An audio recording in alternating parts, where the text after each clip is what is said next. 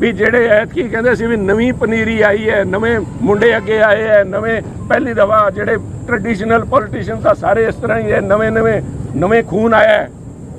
ਉਹ ਨਵੇਂ ਖੂਨ ਦੀ ਵੀ ਚੈਕਿੰਗ ਕਰਵਾਓ ਸਾਹਿਬ। ਜਿਹੜੇ ਲੋਕ ਐਤਕੀ 93 ਚੋਂ ਮੇਰੇ ਖਿਆਲ 70 ਪਹਿਲੀ ਵਾਰੀ ਇਲੈਕਸ਼ਨ ਲੜੇ ਹੋਣੇ ਹੈ, ਉਹਨਾਂ ਨੇ ਜਿਹੜੇ ਸਾਈਕਲ ਤੇ ਨਹੀਂ ਸੀ ਚੜ੍ਹ ਸਕਦੇ ਅੱਜ ਡਿਫੈਂਡਰਾਂ 'ਚ ਚੜ੍ਹੇ ਫਿਰਦੇ ਹੈ, ਉਹਨਾਂ ਦੀ ਵੀ ਜਾਂਚ ਹੋਣੀ। ਈਡੀ ਨੇ ਇਹਦੇ ਵਿੱਚ ਈਡੀ ਵੀ ਇਨਵੋਲਵਡ ਹੈ ਸਾਹਿਬ। ਆ ਜਿਹੜਾ ਦਿੱਲੀ ਵਾਲੇ ਐਕਸਾਈਜ਼ ਵੇਸ ਵਿੱਚ ਈਡੀ ਵੀ ਦੇਖ ਰਹੀ ਹੈ, ਉਹਨਾਂ ਨੂੰ ਥੋੜ੍ਹਾ ਜਿਹਾ ਕਹੋ ਵੀ ਇਸ ਬਹਾਨੇ ਸਾਰਿਆਂ ਦੇ ਪੁਰਾਣੇ ਨਵੇਂ ਕਾਂਗਰਸ ਬੀਜੇਪੀ ਅਕਾਲੀ ਸਾਰੇ ਦੇ ਖਾਤੇ ਫਰੋਲ ਲਓ, ਆਪੇ ਪਤਾ ਲੱਗ ਜੂਗਾ ਕਿਹੜੇ ਦਾ ਕਿਹੜੇ ਠੇਕੇ ਦੇ ਨਾਲ ਲਿੰਕ ਹੈ, ਤਾਂ ਜਾ ਕੇ ਪੰਜਾਬ ਦਾ ਮਸਲਾ ਕਿਤੇ ਹੱਲ ਹੋਊਗਾ। ਅਦਰਵਾਈਜ਼ ਸਾਹਿਬ ਇਸੇ ਤਰ੍ਹਾਂ ਹੀ ਮੌਤਾਂ ਹੁੰਦੀਆਂ ਰਹਿਣਗੀਆਂ, ਇਸੇ ਤਰ੍ਹਾਂ ਹੀ ਕੋਈ ਫੀਲੇ ਫੜ ਕੇ ਲਿਆ ਰੱਖੇ ਹੈ, ਜਿਹੜੇ ਅਸਲ ਸੀਗੇ ਉਹ ਤਾਂ ਕਾਬੂ ਆਣੇ ਨਹੀਂ, ਤੇ ਜਿਹੜੇ ਮਾਸਟਰ ਪਿੱਛੇ ਬੈਠੇ ਹੈ ਉਹ ਪਾਕਿਸਤਾਨ ਵਾਲਾ ਹਾਲ ਹੈ ਸਾਹਿਬ। पाकिस्तान में एक भाड़े का वो कहते हैं भाड़े का टट्टू है, वो मालिक तो और बैठे इशारे से कोई और खिला रहा देखो उन्होंने खिला रहा है। इन्होंने लोगों का हाल है जेडे पकड़ रखे है तो भाड़े के टट्टू है, किसी को 50,000 रुपये दे यार तू बोतल बना दे या मोहर ला दे। टोटल फ्रॉड हो रहा है साहब। In the name of justice इन्होंने लोगों को नहीं मिलना, इस करके गवर्नर साहब ने असीं सिफारिश की है। मैनूं उम्मीद है गवर्नर साहब ने जिस संजीदगी के नाल ड्रग के खिलाफ मुहिम चलाई है, आ पंजाब की सोच माड़ी है भी ड्रग वाला तो कहते 99% असी साफ करता। अज ही खबर चल रही है अपने टीवी पे, 2 बच्चे अज ही मर गए, पता नहीं 99% जो है या बाहर वाले जो है वो तो पता लग जूगा। पर उत्थे आ जेडे मरदे नकली शराब के नाल, आ शराब दे लोगों को प्रोत्साहित कर रहे साहब, आ प्रोत्साहित कर रहे हैं आ लोग। आ देखो आ किहड़े देश भगती के केस च केजरीवाल साहब अंदर रह के आए साहब, किहड़ा देश भगती का इल्जाम लग्या सी इन्हां दे उत्ते। आ सिसोदिया साहब खड़े है, आ किहड़ी देश भगती का करके आए है साहब। ये लोग आके पंजाब के नौजवानों को कह रहे हैं भी नशा छोड़ो, या तो आ कह रहे हैं भी वो चिट्टा छड्डो, आ गुलाबी रंग वाली पकड़ो। आ गुलाबी रंग वाली बेच रहे साहब है, ये गुलाबी रंग के रंग है जिहड़े चढ़े है, जिथे 70 विचे लोगों के घरे वो गुलाबी रंग ने चढ़ाए है, वो तो असीं नशा ही नहीं मनते। लिखे मैं गुलाबी रंग की गल इस करके कह रहा नाल लैके आए। आ भी बच्चों को दिखाने की लोड़ है, कहते सारे आ शराब की हर बोतल के उत्ते लिखा साहब जेडे आ बेच रहे हैं ना, कहता ऐतकी साहब 1 करोड़ बॉक्स, 1 करोड़ डब्बे, एक डब्बे के अंदर 12 बोतलां। जो सरकार बनी सी 40 लाख बॉक्स विकते सीगे, ऐतकी 97 लाख 1 करोड़ ਨੂੰ हत्थ पा रखा, 12 लाख बोतलां विकणगियां इंग्लिश दियां साहब। देसी तो वह खुला खाता, वो कोई देसी तो गरीबों वास्ते मरन वास्ते वो मरन। ये लिखा consumption of alcohol is injurious to health, be safe, don't drink and drive. वैसे घरे बैठ के छकिया करो, कोई गल नहीं साहब। आ सरकार है, आ भगवंत मान जी का संदेश है। 100 और चकवारे इतने उच्चे हथ करके कहते दे नहीं hungaरा कादा hungaरे। सो इस करके आज बेनती करके आए साहब। Thank you so much. Governor साहब ने देखो, गवर्नर साहब का रोल अपन सारे पता है। उन्होंने कहा पंजाब का मसला बहुत गंभीर है, उन्होंने भी जो मैं क्या भी आ मेन जो मसला है बिना पुलिस के बिना लीडरशिप की सहमति के नाल हो नहीं सकता। उन्होंने भी वो आम लाया गया। मेरा भी 40-45 साल का राजनीतिक अनुभव है, मैं भी समझता हूँ कौन पीछे बैठ के कौन करवाता है। राहुल गांधी ने आज ट्वीट किया है और जयशंकर जी से साफ मांगा है कि जो हमारे जहाज होने के लिए हमें साफ बताया जाए। इस ट्वीट के बारे में क्या नहीं साहब, किसने ट्वीट किया है कि नहीं किया? राहुल गांधी जो वहाँ बैठ के कर रहे हैं, दूसरे कोई कर रहा है। मेरी एक बेनती है सरकार से, माननीय प्रधानमंत्री जी ने जिस सोच के तहत सारी ऑल पार्टी एमपीज को, लीडर्स को कहा भी बाहर जाके दूसरे देशों में अंदर जाके असल बात सामने रखो भी हिंदुस्तान जो है सारे दुनिया की लड़ाई लड़ रहा है आतंकवाद के खिलाफ,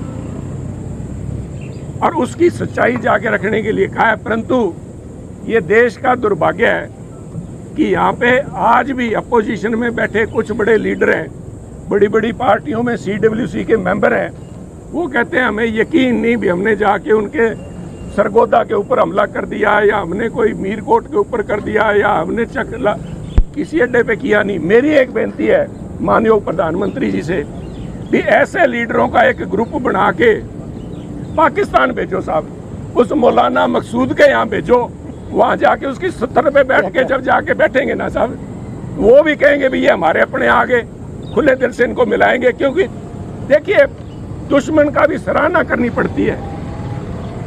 वहाँ पे चाहे उनके आपस में लीडर को पकड़ के जेल में ठोक रखा है, पर उसके बावजूद सारी पार्टी वाले एक बोली बोल रहे हैं भी हमने पता नहीं किला फतेह कर लिया। हमारे यहाँ है आधी का पोजीशन जो लीडरशिप है वो ये कह रही नहीं जी कुछ भी नहीं होया उत्थे था, कुछ भी नहीं होया, सानू बताओ।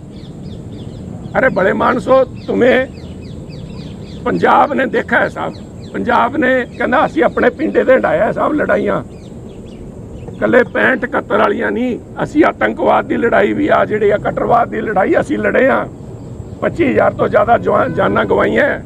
सानू पता है जिहदे घरे 70 पिछदा है उत्थे टेलीविजन ते देख के कर दो।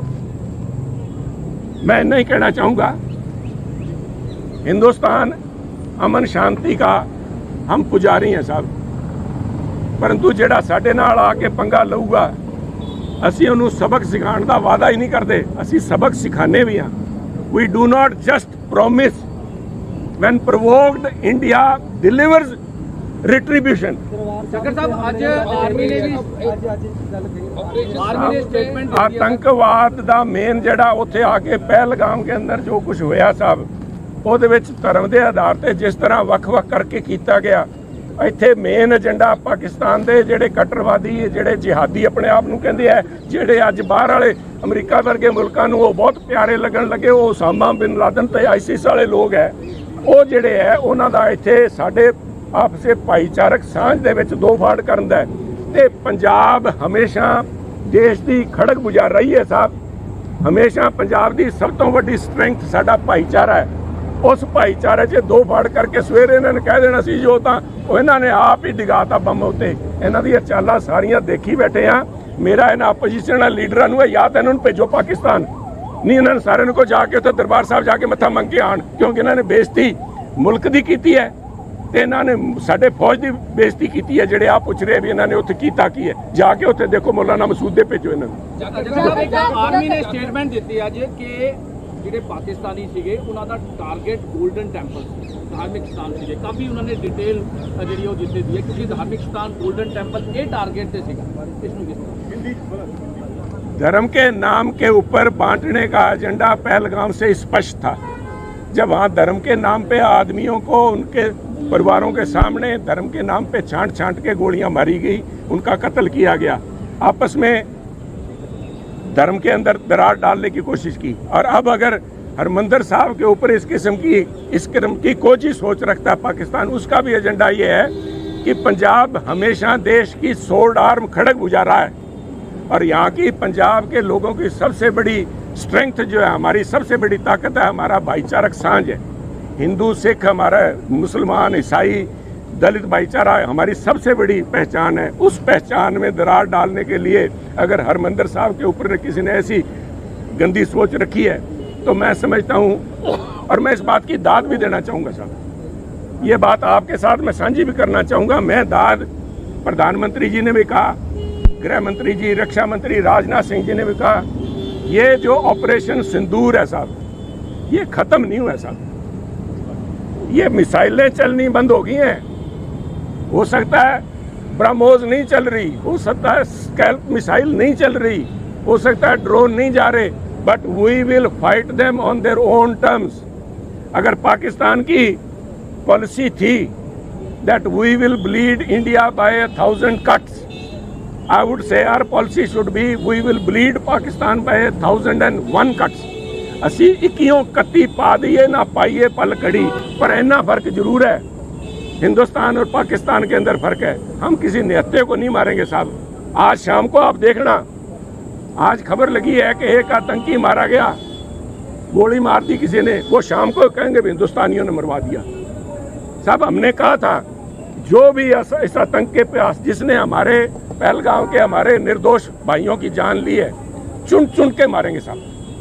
और ये जो कांग्रेस वाले पूछ रहे हैं उनके घर भी इनको भेजो, जो ये जो पंजाब वाले जो पूछ रहे हैं लीडर, इनको जरूर वीज़ा लगवा के भेजो साहब।